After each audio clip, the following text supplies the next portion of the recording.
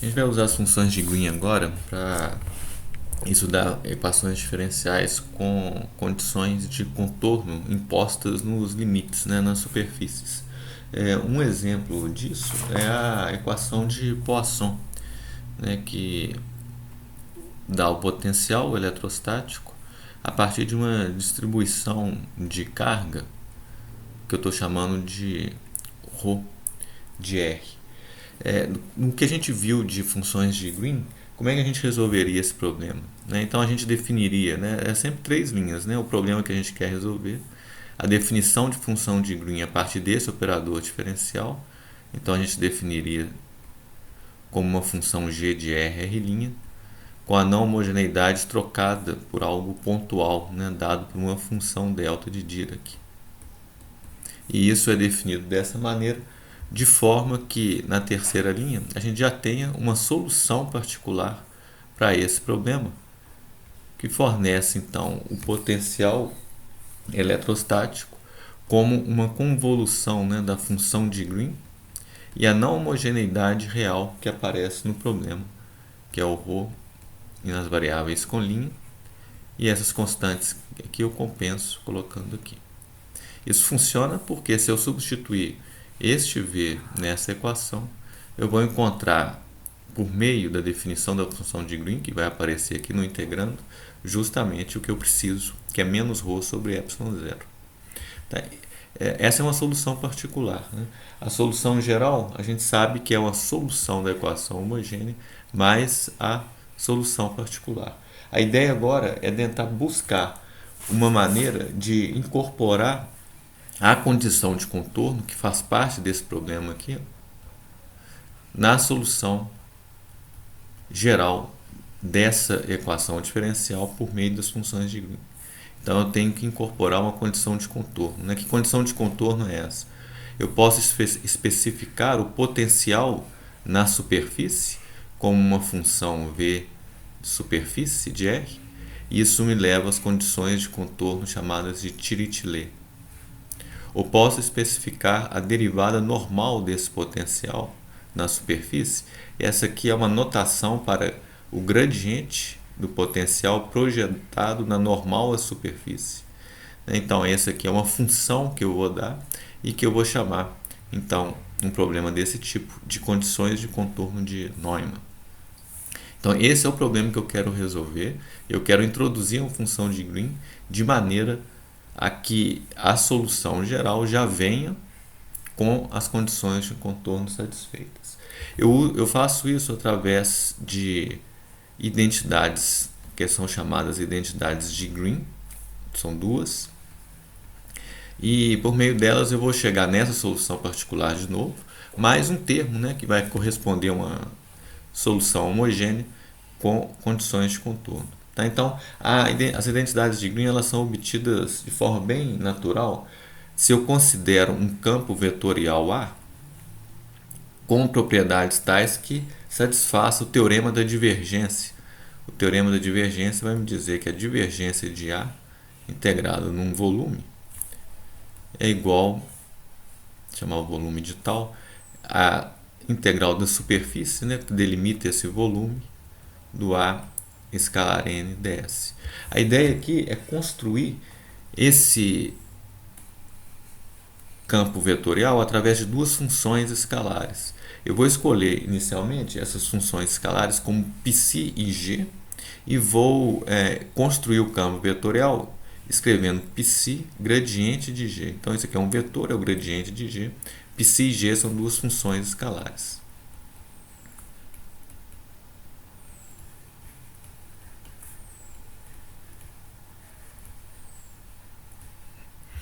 Então eu aplico o teorema da divergência. Né? Para aplicar o teorema da divergência, eu tenho que fazer a divergência de psi gradiente de g. Né? Como eu mostro para vocês em seguida, isso é feito com uma regra de produto que vai me dar o psi, né?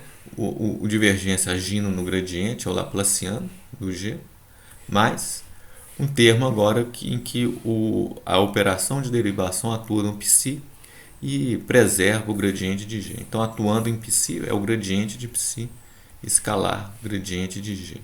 Se vocês quiserem mostrar isso aqui, basta colocar um parênteses aqui e abrir em componentes, né? O somatório vai representar a operação de divergência, que eu faço assim, ó, é a derivada 1, 2 e 3, né, somadas aqui, dx, dy, dz, por exemplo, no vetor, né, os componentes do vetor AI, que por sua vez é dado por isso aqui, né? Então vai ser a derivada agindo na função escalar psi, e em cada componente que eu vou chamar de, desculpa aqui, vou chamar de di do g. É isso que eu tenho que fazer. Então isso aqui, ó, dg dx, né? E essa derivada d dx faz parte desse divergência, né? Vezes o psi. Depois dy, dg dy vezes o psi. Depois somado com dz, dg dz vezes o psi. É o que está escrito aqui. Então aqui fica claro que eu vou ter o psi derivado duas vezes, tem um somatório,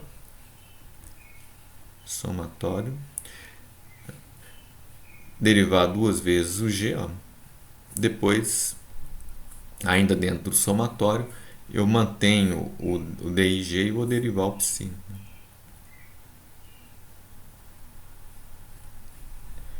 É algo assim. Então, eu reconheço aqui dentro, né, a definição do Laplaciano do g. E aqui nesse somatório eu reconheço um produto das componentes, né, iguais da derivada de psi, gradiente de psi e gradiente de g. dψ dx, dg dx, mais dψ dy, dg dy e assim por diante. Então isso aqui vai ser de fato esse produto escalar. Tá? Então essa é a identidade que a gente usa. Então essa identidade leva à chamada primeira identidade de Green. É só usar isso no teorema da divergência. A divergência de A é isso. Então eu escrevo aqui a integral no volume de psi Laplaciano de G mais gradiente de psi, gradiente de G, integrado no volume. Isso vai ser igual à integral na superfície S do A escalar N. O A é isso aqui. Então vai ser psi gradiente de G escalar N ds. Então essa é a chamada primeira identidade de Green.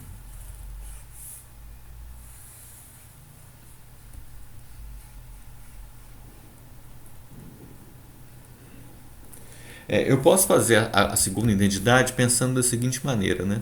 Aqui, olha, para fazer isso eu escolhi o A como sendo psi gradiente de G. E se eu fizesse a mesma coisa escolhendo o A como sendo G gradiente de psi? Ora, eu obter a mesma expressão, né? Só substituindo aqui, trocando G por psi o tempo todo, porque é o que aconteceu. Então eu obtenho uma outra equação tão válida quanto a primeira, trocando psi por G. Então eu vou ter isso aqui.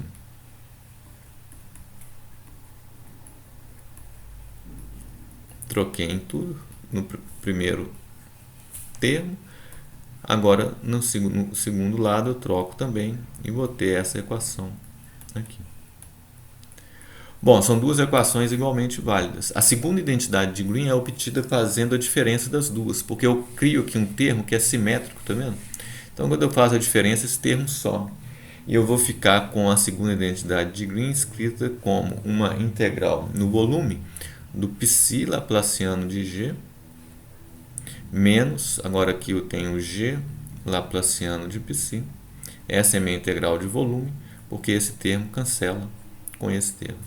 E aqui do lado direito eu vou ter a integral da superfície do psi gradiente de G, né, escalar N, que é a derivada normal, né, do G, menos G gradiente de psi escalar N, que é a derivada normal do psi, integrado na superfície. Isto aqui é a chamada segunda identidade de Green, é a que a gente vai usar para investigar o problema da equação diferencial com condições de contorno de Dirichlet e de Neumann. Então tenho aí as duas identidades de Green. Tá? Então eu vou reescrever aqui para a gente começar a discutir. Aí eu vou passar as integrações todas para as variáveis com linha, só para ficar mais dentro da notação que eu quero usar. E vou usar também como a notação aquilo que eu tinha falado da derivada normal. Né? Quando eu tenho isso aqui, ó, eu vou chamar isso de derivada normal do g. E analogamente para o psi. Então a equação que eu vou usar vai ser, num volume que eu vou chamar de tal, tenho psi laplaciano, vou colocar tudo nas variáveis com linha, menos g laplaciano de psi de tal linha é igual, estou só repetindo a equação praticamente, dg dn linha é a derivada normal, como está escrito aqui, ó, tudo nas variáveis com linha, menos g d psi dn linha, ds linha. Então essa é a fórmula que eu vou usar. A ideia é convenientemente escolher essas funções escalares para que tenha uma associação com o meu problema. Então eu vou fazer a seguinte correspondência. O psi vai ser identificado com o v no volume, que vai ser o potencial no volume, né, que é o v de r'. E essa função g eu vou identificar com a função de Green g de r, r'. E aí eu substituo lá, né, nessa equação, lembrando que aí eu conheço o laplaciano de psi no volume, porque é dado pela equação diferencial. Né? Isso aqui vai ser o laplaciano do v, que vale o ρ de r' sobre ε0. E quando eu escolhi o g para ser a função de Green, eu também sei quanto que vale o laplaciano de g. Né? Ele vale menos 4π delta de r menos r'. E isso eu posso substituir aqui direto. Então, fazendo essa substituição, o que eu obtenho? Eu tenho aqui psi é o v, então coloco o v, laplaciano de g, né, tudo nas variáveis com linha, menos o g, laplaciano de v, integrado no volume, é igual à integral na superfície S do psi, que é o v, derivada da função de Green normal, menos a função de Green, derivada do potencial, derivada normal do potencial. Por fim, né, eu substituo esses laplacianos que eu conheço. Então, eu vou ter a integral aqui que vai ser menos 4π v de r' delta de r menos r'. Esse é o primeiro termo, é uma integral no volume, que eu vou escrever assim. Aí eu tenho a segunda integral no volume, que é menos g de r', laplaciano de v, que é menos ρ sobre ε0. Então, menos com menos vai ficar mais. Aqui eu vou colocar ρ de r' sobre ε0. Ok. Essas são as integrais de volume. Isso vai ser igual à integral na superfície S do v avaliado na superfície dg dn', menos o g de r', derivada normal do potencial. É só isso.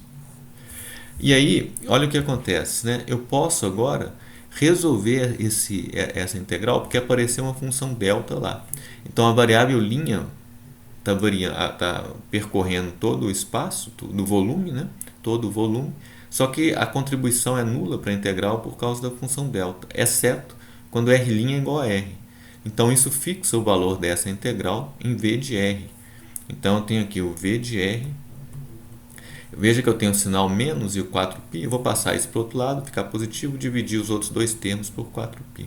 Então, eu isolo com isso aqui o v de r, que é a solução da minha equação. Então, vou colocar ele isolado. Ele vai ser igual, então, a esse termo, com 4π passando para baixo.